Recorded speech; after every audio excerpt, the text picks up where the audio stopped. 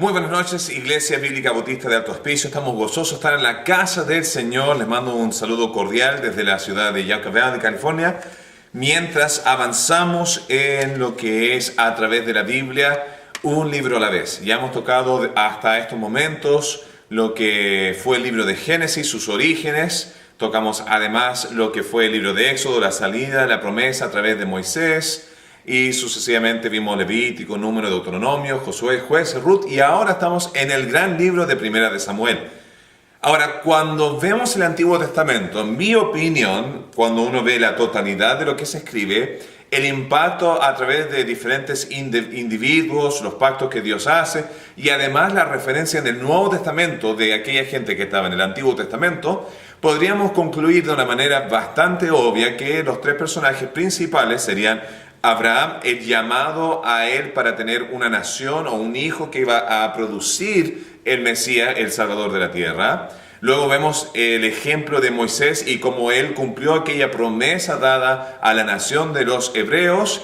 Y vemos que a través de Moisés fue dado la ley. Y vemos el Torá, el Pentateuco, lo mismo, ¿ya? Los primeros 5 libros de la ley, lo que es fundamental, la base de lo que va a ser el resto de todas las escrituras. Y vemos la importancia de Moisés a través de lo que fue entregado a través de él. Y además su ejemplo de cómo el Mesías iba a ser un liberador. Entonces, en Abraham y en Moisés hemos visto ya una similitud con lo que es el Mesías. El día de hoy vamos a ver el tercer personaje más importante. Se ve a través de su extenso escritura, que son los Salmos. Sin contar que el legado que él deja a través de los reyes, y este hombre va a ser David. Y el libro de Primera Samuel se divide, realmente el libro de Samuel, ya primero y segundo, se divide a través de lo que va a ser la vida de David. Si uno quiere saber acerca de este gran personaje, uno tiene que ir a los libros de Primera, Segunda de Samuel y también porciones de las Crónicas. Ahora, Primera de Samuel va a abarcar David antes de ser rey, mientras que Segunda de Samuel, la división hecho después, va a ser reflejando David en su reinado. Y vamos a ver cosas positivas y negativas antes y después de su reinado, pero dentro de todo vemos esta gran verdad de que este es un hombre tras el corazón de Dios, un hombre según el corazón de Dios que ama al Señor y su prioridad va a ser Dios. Ahora, los salmos también abarcan mucho de lo que escribió David acerca de cómo adorar de una manera correspondiente a nuestro Padre Celestial. Y va a ser a través de este David que la línea mesiánica del rey ungido va a estar avanzando. La semana pasada tocamos la historia de Ruth. Ruth va a ser la abuela del abuelo, o sea, la abuela del padre de David. En pocas palabras, la bisabuela de David. Ahora, el libro de Primera de Samuel en sí, ¿ya? Porque estamos viendo no personajes, sino libros, ¿ya? La totalidad de libros. Primera de Samuel se va a dividir en 3 personajes principales. El primer personaje va a ser Samuel en sí. Y vamos a ver unas verdades bastante profundas y importantes a través de este gran hombre, el último juez de los jueces. ¿Se acuerdan de los libros de los jueces? Que tocamos, habían 12 mencionados, 6 de ellos se desarrolla su historia, 6 otros son más silenciosos en su escritura. Pero acá vamos a tener el último de los jueces, el último que va a estar abarcando lo que es una teocracia, el concepto teológico de una teocracia, donde Dios está gobernando, no tienen un rey, sino tienen un representante de Dios dirigiendo. Ahora, después vamos a tener a Saúl, el primer rey. Un rey que tenía mucho potencial, pero en su debilidad cayó en algunos pecados que lo van a descalificar para la obra del reinado. Y finalmente el tercer personaje, de entonces Samuel, Saúl, y el tercer personaje va a ser David. Y David vamos a abarcar su historia en lo que va a ser el pre-reinado de David. Pero volvamos al primer personaje, Samuel. Samuel, para entender lo que está pasando con Samuel, uno tiene que entender lo que está pasando en la condición, el contexto de lo que estaba pasando nacionalmente. El sumo sacerdote que estaba ahí era Elí, y Elí era un hombre bastante pasivo en su manera de dirigir su propio hogar. hacía sacrificios, tenía en cuenta las obras de la casa del Señor, lo que era el tabernáculo. El templo todavía no ha sido construido. El tabernáculo es el lugar donde la presencia de Dios estaba dirigiendo anualmente o diariamente, a través de los sacrificios y otras ordenanzas que se estaban implementando, la nación de Israel. Pero vemos que en la sucesión de debilidad en los líderes de Israel, vemos que los primeros jueces eran gente con gran virtud, con gran entrega, y poco a poco se fue diluyendo, se fue adulterando, se fueron pervirtiendo a través de las décadas que estaban pasando acá. Y vemos el último gran juez, a Sansón, un hombre perverso, se podría decir, en su moralidad. Ya estuvo con por lo menos 3 mujeres, y dentro de sus relaciones con estas 3 mujeres, era un hombre entregado a aquel tipo de placer. Entonces vemos una decadencia en el liderazgo, y porque hay una decadencia en el liderazgo, eso se va a ver reflejado en la nación entera. Y vemos lo que pasó con la tribu de Benjamín, y vimos lo que pasó con la tribu de Adán en el libro de los jueces. Entonces todo eso nos empuja a este libro de Samuel. Vemos una gran perversión nacionalmente hablando, y empezando del liderazgo. Ahora, algunos textos que me gustaría reflejar acerca de lo que estaba pasando en la familia de Elí. Vamos a ir a 1 Samuel. Vamos a comenzar con capítulo 2, versículo 17. Ya después vamos a entrar con la historia de Ana y su oración, pero para entender el contexto de la nación hay que ver el liderazgo. Entonces, 1 Samuel capítulo 2, versículo 17, la palabra de Dios dice lo siguiente: era pues muy grande delante de Jehová el pecado de los jóvenes, estaban hablando de los hijos del sumo sacerdote Elí, porque los hombres menospreciaban las ofrendas de Jehová. Entonces ellos estaban abusando, robando e intimidando a las personas que venían a dar su sacrificio de manera diaria, y ellos robaban de ellos para sí mismos. Entonces el primer error era una falta de respeto hacia las ofrendas de Jehová. Luego uno avanza al versículo 22 y dice: pero Elí era muy viejo y oía, y acá tenemos una falencia del liderazgo de Elí, y Elí oía de todo lo que sus hijos hacían con todo Israel, y cómo dormían con las mujeres que velaban a la puerta del tabernáculo de reunión. Y acá está hablando que estaban siendo no solamente inconscientes y menospreciaban la ofrenda de Jehová, pero además, moralmente hablando, tenían una vara bastante baja, y estaba realmente dando un mal ejemplo para toda la nación de vivir una vida íntegra, pura y entregada a Jehová. Y ellos abusaban de su derecho, de su rol, de su posición, y no estaban haciendo lo que Dios le había mandado. Eso nos empuja a capítulo 3, versículo 13. Y le mostré que yo juzgaré su casa para siempre por la iniquidad que él sabe. Elí sabía lo que estaba pasando, pero no confrontaba el error. Ahora, nosotros tratamos de tener un balance correspondiente entre dejar que Jehová y el Espíritu Santo nos traiga convicción sobre nuestros errores, y por eso predicamos la palabra de Dios. Pero hay 2 extremos. Hay un extremo donde nosotros queremos hacer la obra del Espíritu Santo, y machucamos y machucamos y juzgamos, pero en nuestro juicio no nos miramos nosotros mismos y carecemos de la misericordia que Dios entrega.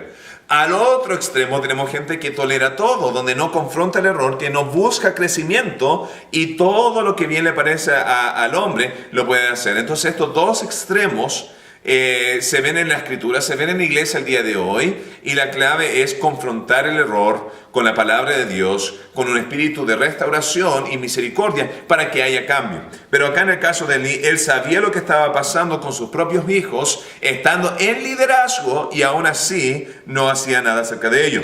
Dice: y le mostré que yo juzgaré su casa para siempre por la iniquidad que él sabe, porque sus hijos han blasfemado a Dios, y él no los ha estorbado. Empezando desde la propia casa. Cuando vemos los requisitos de un obispo, según 1 Timoteo capítulo 3, dice: si uno no sabe gobernar su propia casa, no tiene ninguna función dentro de dirigir la casa de Jehová, la casa de Dios. ¿Por qué? Porque si no puedo ser fiel en lo poco que Dios me ha dado, ¿cómo lo voy a hacer en las cosas más importantes y más grandes, que es la congregación? Entonces acá vemos el error. Y ahí entra la historia de Aná.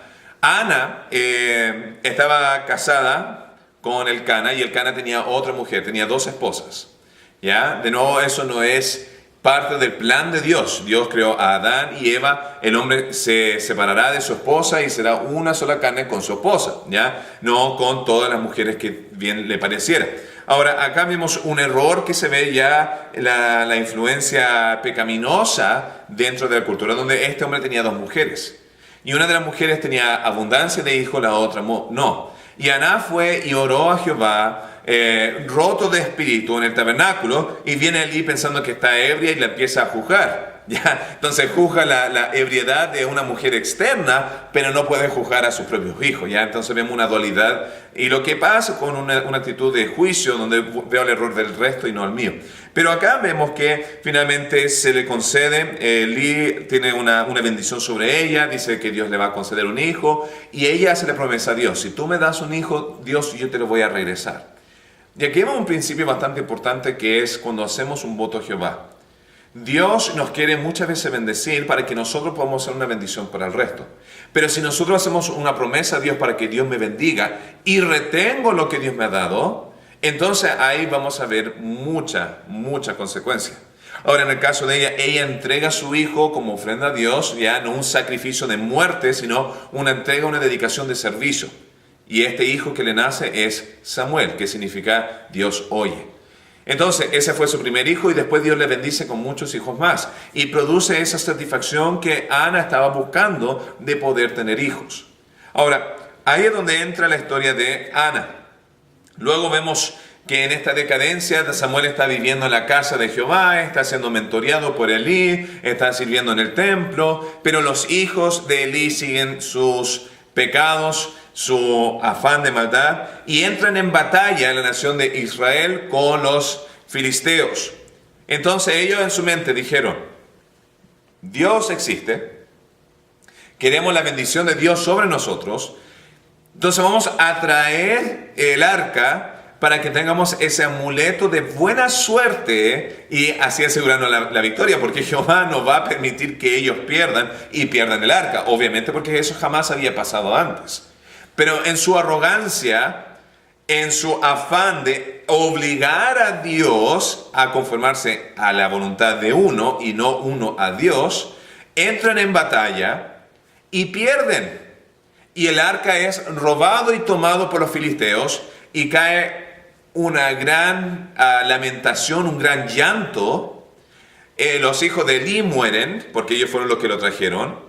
Elí en sí estaba bien angustiado porque no sabía qué iba a pasar, estaba ya avanzado de edad, estaba ciego, y cuando escucha toda la conmoción cae de espalda y muere. Y realmente llega el juicio de Dios sobre toda la casa de Elí por el pecado que en su mal liderazgo permitió cosas pasar que no eran correspondientes. Entonces todo esto, ya una mala decisión. El principio para nosotros es el peligro de tratar de añadir a Dios a nuestra agenda. Dios a ti no te debe nada, Dios a mí no me debe nada, pero muchas veces nosotros pensamos que podemos vivir una vida donde nosotros estamos viviendo en nuestro caminar diariamente, estamos avanzando y queremos añadir la bendición de Dios y que Él haga lo que yo quiero que Él haga. Si yo voy a la iglesia, si yo doy acá, si hago este mérito por Dios, Dios se le va a añadir y va a bendecir mis planes. Y ese es un error indispensablemente dañino en nuestras vidas cuando pensamos que podemos añadir a Dios a nuestros planes.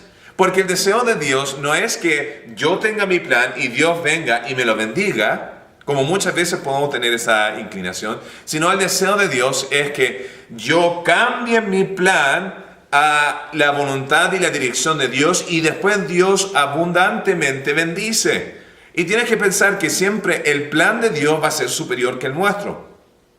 Nosotros vemos las cosas de manera terrenal, donde lo terrenal tiene la mayor prioridad. Dios ve las cosas de manera celestial, eternal, de manera divino, y Él entiende que las cosas que a nosotros van a traer la mayor abundancia de significancia, de valor, de propósito, de gozo, se van a lograr acá arriba y no acá abajo. El mundo sigue acá buscando gozo, alegría, placeres, pero vez tras vez se encuentran con ese vacío, mientras Dios dice, cambia el enfoque de lo que es tu gozo y moldéate a lo que es el plan de Dios y yo voy a producir esa satisfacción.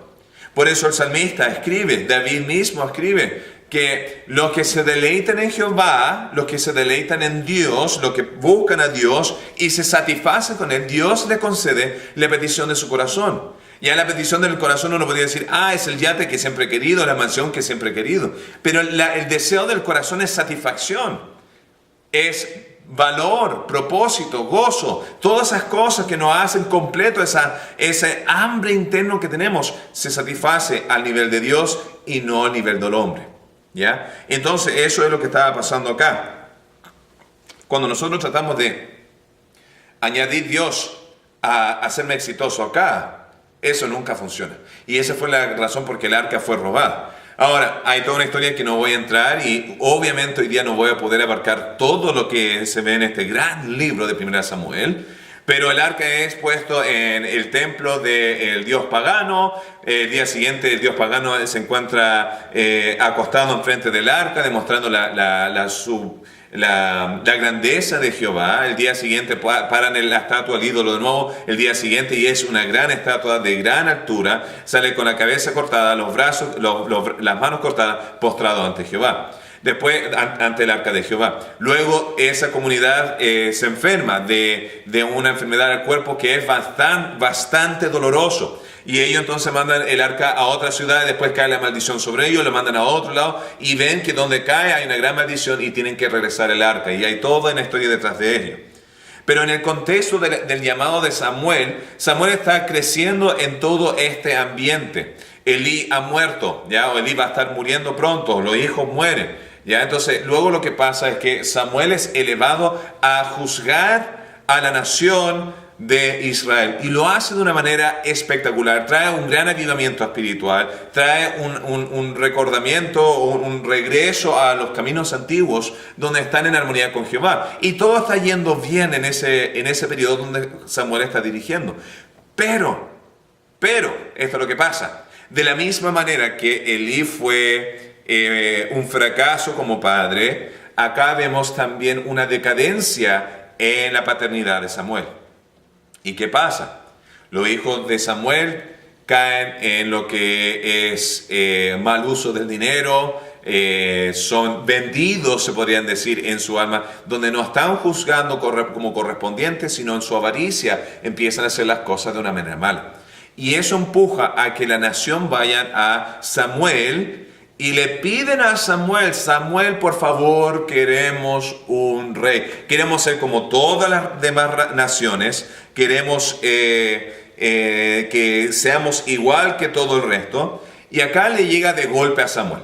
Samuel ha hecho un buen trabajo dirigiendo a la nación y todavía le quedan años por servir. Y eso sabemos porque vemos que Saúl va a estar sirviendo y Samuel va a seguir vivo, va a ungir a David y va a haber todo este proceso, digamos unos 10, 15, 20 años de servicio, pero es rechazado por culpa de su mal manejo de su hogar. Y aquí tenemos dos principios. El primer principio es, no pienses que al dar a Dios en servicio a expensas de tu familia, Dios te va a bendecir teniendo una buena familia. La primera prioridad de todo pastor es primeramente a su casa, a sus hijos, a su esposa, porque una familia destruida en el ministerio te descalifica completamente para la obra de Dios. Lo vemos en 1 Timoteo capítulo 3. Entonces hay que haber un buen balance entre dedicar a la familia, encomendarlo y dirigirlo. Y cuando uno es transparente y su servicio en el ministerio se ve reflejado que en la casa es de la misma manera, la familia va a querer seguir porque ven una congruencia, una similitud, un paralelo entre lo que dice en casa con lo que dice en el ministerio. Entonces ese es el primer error de Samuel. Samuel invirtió tanto en el ministerio y sus hijos salieron mal. Entonces ahí hay el primer principio. El segundo principio que queremos destacar acá es este afán de ser como el resto del mundo. Y ahí vamos a ir al capítulo 8, versículos 10 a 14. Porque Jehová le dice a Samuel, no te han desechado a ti, me han desechado a mí. Porque cuando están pidiendo un rey, no están pidiendo a otro juez, no están pidiendo a otro líder, están diciendo, ya estamos hartos del sistema que Dios nos ha entregado, nos vamos a confiar más en su providencia de dirigir como corresponde, porque Dios lidió con Elí, Dios lidió con los hijos de Elí, y Dios iba a poder también lidiar con los hijos de Samuel. Pero acá el pueblo decidió rechazar a Jehová, y Jehová dice, no te han rechazado a ti, me han rechazado a mí, dele un rey. Pero les advierto de antemano, dice Jehová, estas son las cosas que van a pasar porque han pedido rey, porque han deseado ser como el mundo. Ya en capítulo 8, ya versículo 10, dice lo siguiente. Y refirió Samuel todas las palabras que Jehová al pueblo le había pedido rey. Dijo, pues así hará el rey que reinará sobre vosotros. Tomará a vuestros hijos, tomará de vuestras hijas. ¿Ya? Ya no vas a tener la independencia que tú solías tener, donde eres parte de la comunidad, donde Dios es el rey. Ahora el rey que tú pongas sobre ti va a venir y va a tomar lo mejor de ti, va a tomar tus hijos, va a tomar tus hijas, va a dividir la familia. Versículo 14 dice, tomará lo mejor de vuestras tierras, ¿ya? No solamente hijos e hijas, sino también el territorio. Luego en versículo 17, diezmará también vuestros rebaños, seréis sus siervos. Ya no vas a tener la libertad, sino vas a ser ya, en pocas palabras, siervos esclavos de este rey. Absoluto poder corrompe absolutamente. Y eso es lo que pasa muchas veces cuando vemos un mal rey donde no está en unión con la dirección de Jehová, sino en su propio placer, en su propia gobernación, en su propio pensamiento, dirige como bien le parece y va a abusar de la gente que está obrando. Y ese fue el error que vamos a ver en las naciones de Israel más adelante. Ahora, dentro del reinado, Dios sí tenía en mente a un rey. Ya lo sabemos porque la profecía de Jacob sobre Judá dijo que el cetro del reinado no se iba a separar de Judá. Entonces de Judá iba a venir un rey. Pero acá estaban pidiendo antemanamente, previo de lo que era el tiempo de Dios, un rey. Y hay todo un estudio que habla acerca de el pecado de Judá con su nuera y toda una secuencia de castigos por ello, y por eso Caleb tuvo que entrar representando, porque era un gentil representando a Judá. Hay todo un estudio detrás de ello que no va directamente al libro de Samuel, que no vamos a abarcar ahora. Pero vemos, ¿ya? Nada bueno sale cuando queremos dejar de ser separados del mundo y queremos conformarnos a ello. Sea en el ministerio, sea en la familia, sea en lo que sea. El día de hoy hay un gran empuje con el amor y el afán de tratar de tal vez alcanzar al mundo, de conformarse como el mundo para hacerlo. Ahora, no estoy hablando que deberíamos ser puritanos del siglo XV, donde estamos con la ropa de los viejos tiempos. Pero lo que sí estoy hablando es una distinción clave, vivo y eficaz, que hace una diferencia entre este es un cristiano y esto representa un verdadero cristiano, y esto es lo que el mundo, y esto es lo que el mundo vive. Entonces, he visto, ya he escuchado, he oído, he hablado con otros pastores, he escuchado acerca de incidentes acá, donde ahora hay iglesias que están poniendo máquinas de humo, ya en el altar, en la plataforma donde antes había un hombre dirigiendo la música, ahora hay máquinas de humo donde ponen la esencia, diferentes tipos de colores que vienen y caen encima, y termina todo viéndose más como un concierto de rock del mundo secular que un momento de integridad y entrega de adoración genuina a nuestro Padre Celestial. ¿Ya? De nuevo, no estamos hablando de estilos ni preferencias, pero estamos hablando de intencionalidad, de la filosofía. ¿Estoy acá para agradar al mundo o estoy acá para agradar a Dios? Y este era el error que estaba pasando acá en este libro de Samuel. Queremos ser como el resto. Y Dios dijo, yo te he llamado del resto del mundo para que seas diferente. Entonces acá está ese choque. Y acá empezamos a ver una gran decadencia en lo que va a ser Israel por la mala elección de querer un rey cuando Dios quería ser su gobernador. Esto lo empuja de Samuel a Saúl. Ahora, Saúl comienza con el llamado de Saúl. Vemos en la providencia de Dios que él salió buscando un burro de su padre que se había arrancado y regresó con el reinado. Era un joven de la tribu más pequeña, de la familia más pequeña, aunque él era un gigante. A perspectiva humana, en su altura, siendo más grande que todos los que estaban ahí, era la decisión más lógica, viendo el potencial humano. Secularmente hablando, él era la mejor opción, era más fuerte, entre algunas otras cosas. Pero cuando entró en el reinado, muchos no reconocían que este joven iba a poder ser algo grande de su parte. Entonces hubieron muchos que se fueron ni siquiera respetando la autoridad de Saúl, y Dios tuvo que confirmarles el reinado a Saúl para que el resto todos pudieran ver lo que Dios había elegido. ¿Ya? Era un hombre de gran estatura. Dios trajo aquella primera victoria tempranamente, y cuando todo el pueblo vio que en su fuerza, en su determinación, en su colectividad y su unión pudo ir y derrocar el gran enemigo que tenían enfrente de ellos, luego todos lo reconocieron como rey. Y hasta ese punto Saúl está en su auge de su ministerio, pensando menos de sí mismo, escondiéndose en el bagaje para no poder ser el rey. Lo empujan al reinado. En su mente está pensando, yo no quiero, yo no puedo, yo no podré, yo soy un perdedor, y dentro de todo la gente no me reconoce, voy a tratar de hacer mi mejor, y Dios trae la bendición. A esos ojos se le abren y empieza a tener lo que es la primera experiencia, la primera prueba, el primer gusto de éxito. Y más que éxito, del aplauso del pueblo. Entonces en su mente él aprendió tempranamente que si es que él va a ser exitoso, va a tener que tener el apoyo de las personas. Y ahí es cuando empieza a tener un gran error, donde ya no se está concentrando más en la bendición de Jehová haciendo lo que es correcto, sino se va al otro extremo. Mi éxito viene a través del apoyo que va a tener las personas. Y eso nos empuja a el próximo episodio, donde Saúl es empujado a una situación donde el enemigo está avanzando sobre su ejército se empieza a asustar, se empieza a ir. Samuel dice que iba a venir y ahí queda Saúl. ¿Qué voy a hacer? ¿Qué hago ahora? Los dejo ir, me quedo acá peleando, demuestro esta derrota que a la larga va a producir que la gente no me siga. Entonces, en toda esta presión, y muchas veces tomamos las peores decisiones de nuestra vida cuando estamos presionados. Entonces él decide en un momento, sabes que necesito la bendición de Dios, necesito que la gente no se vaya. Y él decide tomar sobre sí algo que no le corresponde, donde fue a hacer el sacrificio.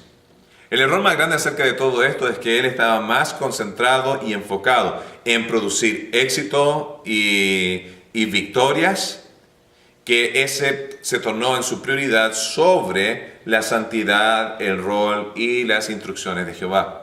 Entonces él hace el sacrificio, y al terminar mismísimamente, terminando de hacer aquel sacrificio, adivina quién aparece.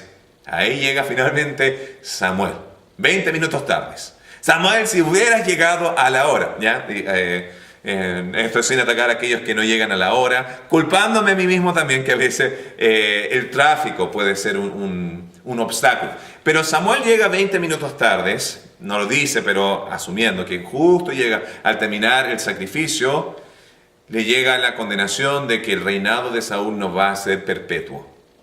¿Qué significa eso? Que su generación después de él no va a ser el instrumento de traer el Mesías. Dios ya lo sabía de antemano. Dios le dio al pueblo lo que el pueblo quería y pensaba que ellos necesitaban. Entonces Dios les dio lo que ellos estaban buscando, ¿ya? Y muchas veces en nuestra vida puede pasar lo mismo. Yo pienso que yo necesito esto y oro a Dios y lo busco, lo persigo a tal forma con donde Dios finalmente lo entrega.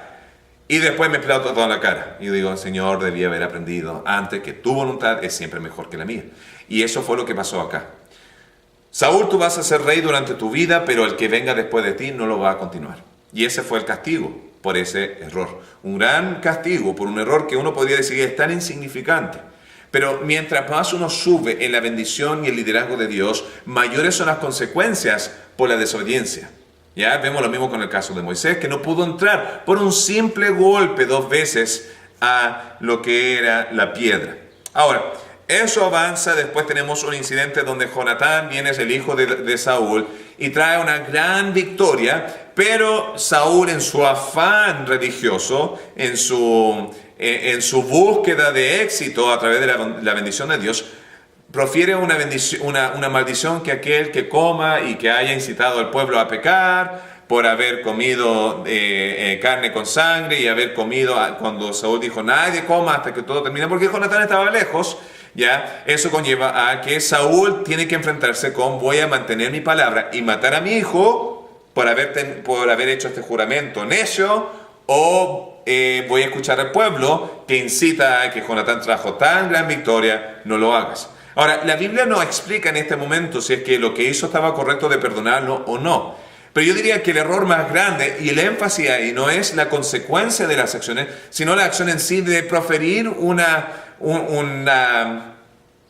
algo tan osado de que el que coma muera y hacer un juramento a Jehová tan ligeramente demuestra la baja perspectiva que tenía Saúl como rey en liderazgo acerca de Dios. Y ese es el error. Luego avanzamos con la gota que rebalsó el vaso. Dios manda a Saúl ir a donde los amalecitas. Los amalecitas habían sido un gran estorbo en la entrada de los judíos. Su pecado había abundado inmensamente y ya era finalmente el tiempo donde Dios mandó para que se hiciera juicio. Y Dios dijo, arrasa con todo, no perdones nada. Ellos ya han cumplido la totalidad de su pecado y tú vas a ser mi instrumento de juicio sobre ellos. Y él mató a todos excepto al rey y lo mejor del rebaño. Y la Biblia después nos lleva a ese texto, ya vamos a capítulo 15. Y Samuel luego llega y Dios ante la noche anterior le dice, me lamento haber puesto a Saúl porque en su pecado, en su orgullo, no obedece a mi palabra y se desvía y era tiempo de cortar porque su liderazgo fue deficiente. De nuevo, cuando nosotros ponemos nuestra confianza en un liderazgo de éxito humano, espiritualmente vamos a caer bajo lo que Dios tenía pronosticado para nosotros. Muchas veces nosotros humanamente podemos ver algo, decir, él tiene mucho potencial, es un buen predicador, es carismático, tiene compasión, o podemos ver un sinfín de buenos atributos, pero si el hombre no tiene una perspectiva alta de Dios, si no tiene una esencia de integridad, un amor a Dios, su ministerio va a realmente flaquear y el resultado se va a ver en la gente que está dirigiendo. Y muchas veces las caídas del ministerio de gente exitosa y grande han sido porque exitosamente, humanamente, están acá arriba y su espiritual está acá abajo. Nadie es exento de caer en eso, incluso el mismo David. La próxima semana en 2 Samuel vamos a estar viendo eso. Ahora, volviendo a esto, esta fue la gota que reversó el vaso. Ahora, en 1 Samuel capítulo 15, versículos 22 y 24, leemos lo siguiente. Para empezar, vemos esta gran verdad donde dice Samuel, se complace Jehová tanto en holocaustos y víctimas como en el que obedezca a la palabra de Jehová. Ciertamente el obedecer es mejor que los sacrificios y el prestar atención que la grosura de los carneros. Y después va a hacer el contraste entre la desobediencia y lo que es la adivinación, lo que es la apostasía y lo que es la idolatría. Y lo que está diciendo acá, Samuel llega a Saúl y le dice, no lo perdoné porque el pueblo tenía esta mejor idea de perdonar esto y entregarlo en sacrificio a Dios y no maté al rey. Entonces Samuel dice, obediencia es siempre más grande que el sacrificio que tú puedas dar a Dios.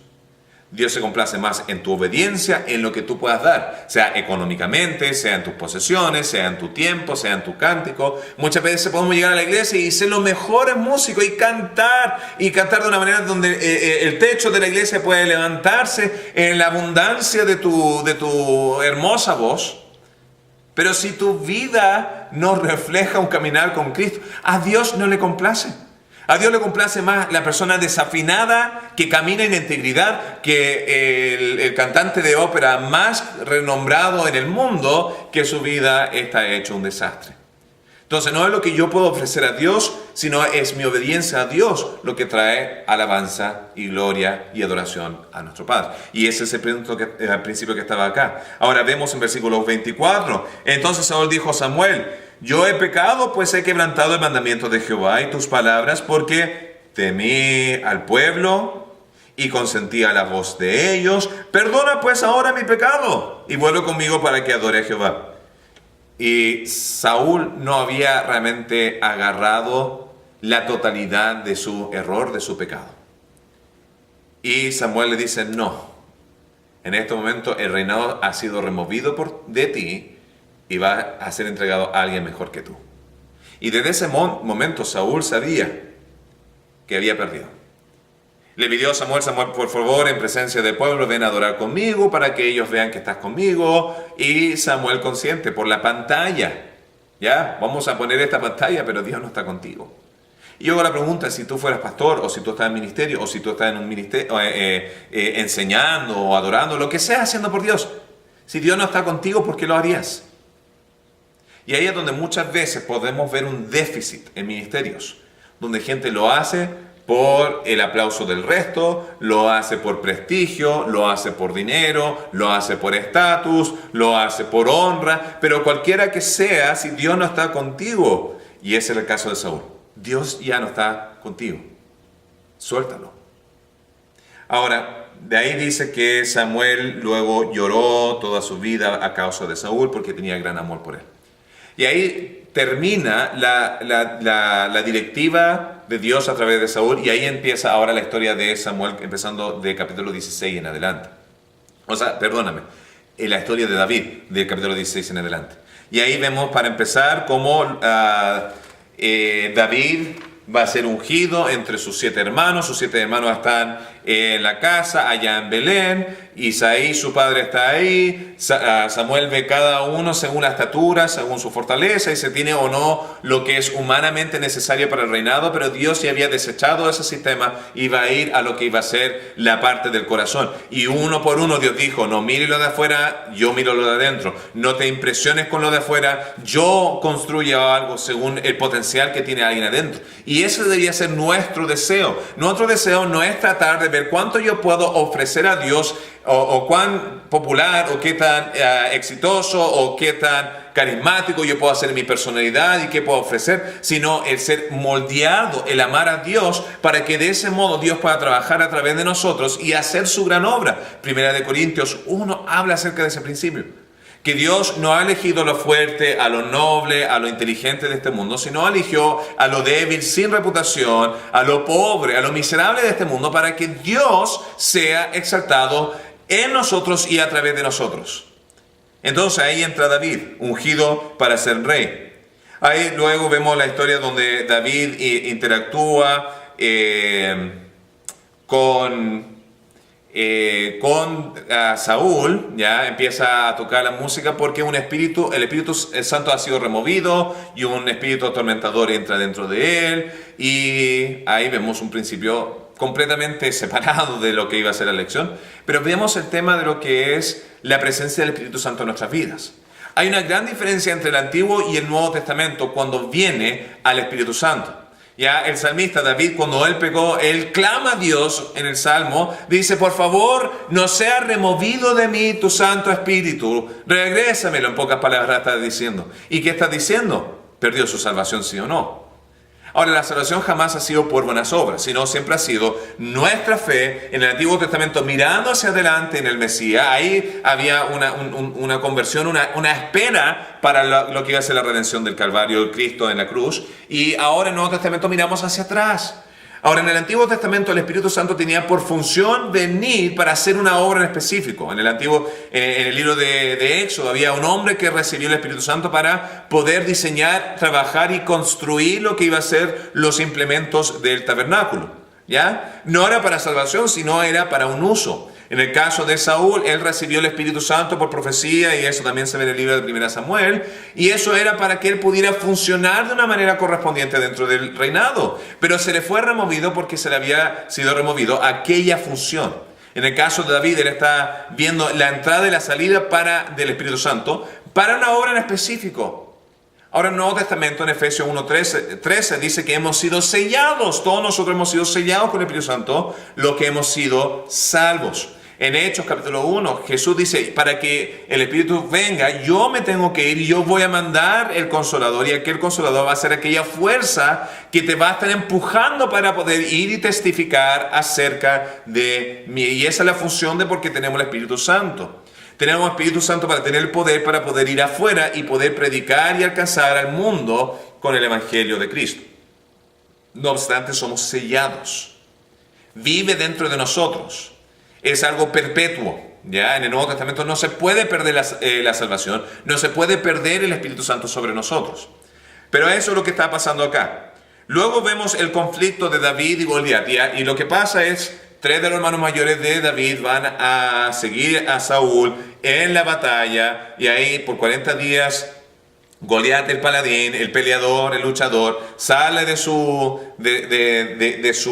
escuadrón y empieza a gritar: ¿para qué pelear todos nosotros? O sea, uno contra uno, el que gana va a ser el dueño del otro y el otro va a servir al que gane. Entonces por 40 días blasfemando, gritando, y ahí entra David, ve lo que está pasando, escucha la promesa de Saúl de que lo mate, va a tener a su hija, va a tener posesiones y va a ser exento de impuestos, ¿ya? Gran bendición, pero él, a causa de su fervor, se podría decir, por Jehová, y viendo los beneficios, él entra en la batalla, siendo mucho más pequeño, era una batalla completamente perdida, pero él tenía su atención en Jehová, defender el nombre de Jehová. El Espíritu Santo estaba dirigiendo dentro de él, entonces entraron en batalla, él lanza la piedra, le golpea la cabeza, él cae para adelante, no cae hacia atrás, no fue un golpe de fuerza donde cae para atrás, sino cae para adelante y con su propia espada toma la espada de Goliat y lo mata. Como resultado de esta gran victoria empieza una gran decadencia en la vida de David. ¿Y a qué me refiero? Los celos de Saúl. David mató a 10.000, Saúl solo a 1.000. Y empezó a hervir dentro de sí esta competencia entre su yerno, que se casó con su hija Mical, y consigo mismo. Como él ya estaba con esta preconcepción de que Dios le iba a remover el cargo, dejó de poner su atención en ser un buen líder y puso toda su atención en mantener su cargo, su posición. Y ese es pésimo liderazgo para nosotros seguir. Si nuestra atención fuera en el progreso de nuestra empresa, de nuestra familia, de nuestra iglesia, donde sea, vamos a avanzar y nuestro éxito va a llevar a que gente quiera seguir. Pero si mi atención es, voy a tratar de aguardar lo que tengo por inseguridad y por temor, y voy a cortar todo progreso del resto, voy a hundir la empresa y me estoy cavando mi propia tumba. Porque eventualmente aquel que esté sobre ti va a venir a cortarte porque los resultados no corresponden. Y ese fue el caso de Saúl. Él empezó a perseguir. Este fue el conflicto. La raíz de mucho daño en progreso fue que él puso su atención en guardar esto. Entonces lo empezó a procurar su muerte. Vemos como Dios lo rescata cuando la saeta es lanzada. Vemos como Mical, su esposa, lo ayuda a escapar. Vemos como Jonatán también hace pacto con él y le ayuda también a huir. Y esto nos lleva a lo que va a ser el resto del libro de Samuel, que va a ser el escape de David.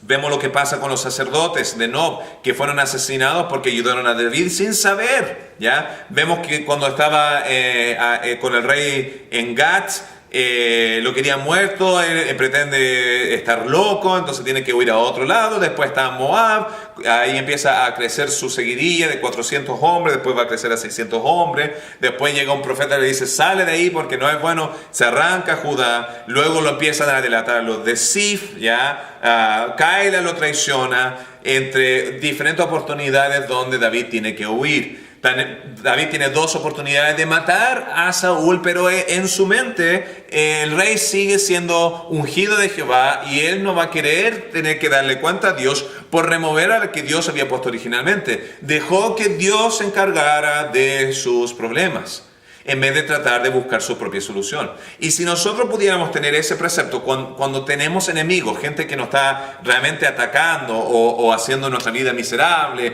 o estorbando nuestro progreso, simplemente detiene todo lo que estás haciendo, anda a Dios en oración, pide que Dios dirija la situación y haz lo que es correcto. Si tienes que confrontar algo, confróntalo. Pero no seas tú el vengador. La Biblia dice: haz bien a tus enemigos y no mal. Y eso fue lo que estaba haciendo David en el ámbito del ungido, ya que era en este caso Saúl.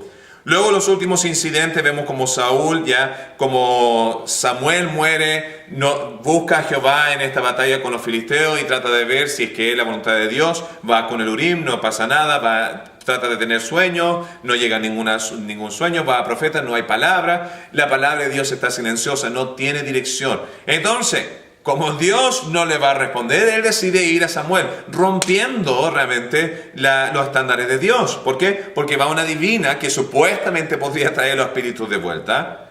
Y en este caso, tal vez la Biblia dice que es Samuel el que estaba hablando. Entonces, uno podría decir que tal vez Dios permitió que Samuel volviera para decirle, si Dios está contra ti y no te está contestando, ¿por qué crees que me va a escuchar a mí? Tú has resuelto al hacer todos estos males, al tener las prioridades erróneas en tu vida, en el liderazgo que Dios te había dado. Y dice, vas a fallar, vas a perder y vas a morir. Él luego va a batalla. Y en esencia lo que pasa es, muere sus 3 hijos, él comete suicidio cuando los flecheros le alcanzan, no quiere tener que estar en las manos de sus enemigos, y ese es la muerte y el final trágico de Saúl.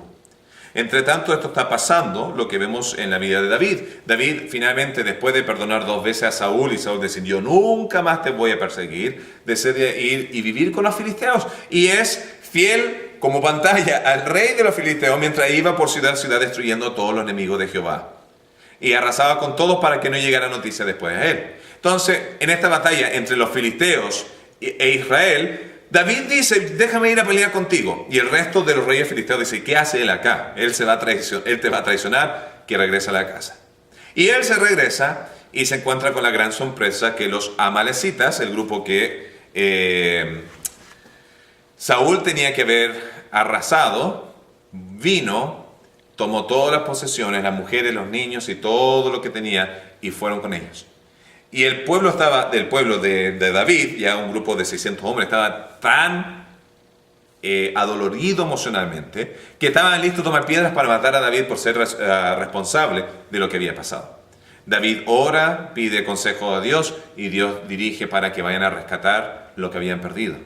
Y van, eventualmente destruyen a ellos, recuperan todas sus posesiones. Y el libro de 1 Samuel termina así. David termina con victoria, Saúl termina muerto. Y la moraleja, eventualmente, de todo este gran libro, este largo libro, porque hay tanto que escribir y no se puede abarcar absolutamente todo, es Samuel muere en paz, haciendo lo que era correcto. Fue un gran líder. Saúl murió una muerte trágica, porque no siguió la dirección de Dios. Y David va a comenzar ya el reinado. Se ha visto su integridad arrancando de David, o sea, de Saúl. Va a estar escribiendo muchos de sus salmos en estas experiencias. Va a demostrar un hambre, una pasión por Jehová Padre a través de toda esta historia. Y eso va a ser el precursor de lo que vamos a estar viendo la próxima semana en Segunda de Samuel. Que el Señor les bendiga. Espero que esto haya sido de edificación para su entendimiento y conocimiento de las palabras de Dios. Y acá hemos visto un hombre según el corazón de Dios. Que el Señor les bendiga.